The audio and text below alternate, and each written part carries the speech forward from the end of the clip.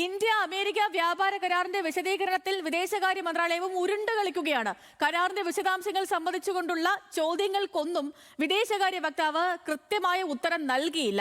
Russian എണ്ണ നിർത്തുമോ എന്ന ചോദ്യത്തിനും വെനസ്വേലയുമായുള്ള കരാറിനും കൃത്യമായ മറുപടി നൽകാതെ വാർത്താ സമ്മേളനത്തിൽ രൺധീർ ജയ്സ്വാൾ ഒളിച്ചോടി. റഷ്യയിൽ നിന്ന് ഇന്ത്യ എണ്ണ വാങ്ങുന്നത് നിർത്തുമെന്ന ട്രംപിന്റെ അവകാശവാദത്തിൽ കൃത്യമായ മറുപടി നൽകാതെയായിരുന്നു വിദേശകാര്യ മന്ത്രാലയ വക്താവ് രൺധീർ ജയ്സ്വാളിന്റെ വാർത്താ സമ്മേളനം.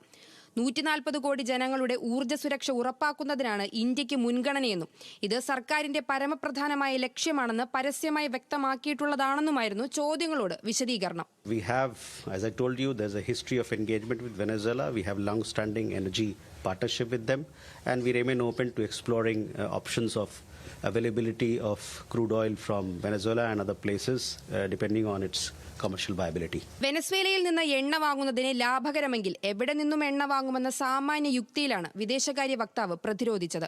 2019 മുതൽ 2022 വരെ വെനസ്വേലയിൽ നിന്ന് എണ്ണ ഇറക്കുമതി ചെയ്തിരുന്നു. ഇടക്കാലത്ത് അവസാനിപ്പിച്ച ആ കച്ചവടം 2023 പുനരാരംഭിച്ചെങ്കിലും ഉപരോധങ്ങൾ കാരണം തുടരാനായില്ലെന്ന് ജയ്സ്വാൾ ന്യായീകരിച്ചു. ആഗോള സാമ്പത്തിക രാഷ്ട്രീയ സാഹചര്യം നോക്കി ഊർജ്ജ സ്രോതസ്സിൽ വൈവിധ്യം കൊണ്ടുവരിക എന്നതാണ് ഇന്ത്യയുടെ തന്ത്രമെന്നും വിദേശകാര്യ വക്താവിന്റെ വിശദീകരണം. We had the signing of this historic landmark trade deal. Now the trade agreement, they have to undergo internal processes in both sides, in the European Union and also here in India.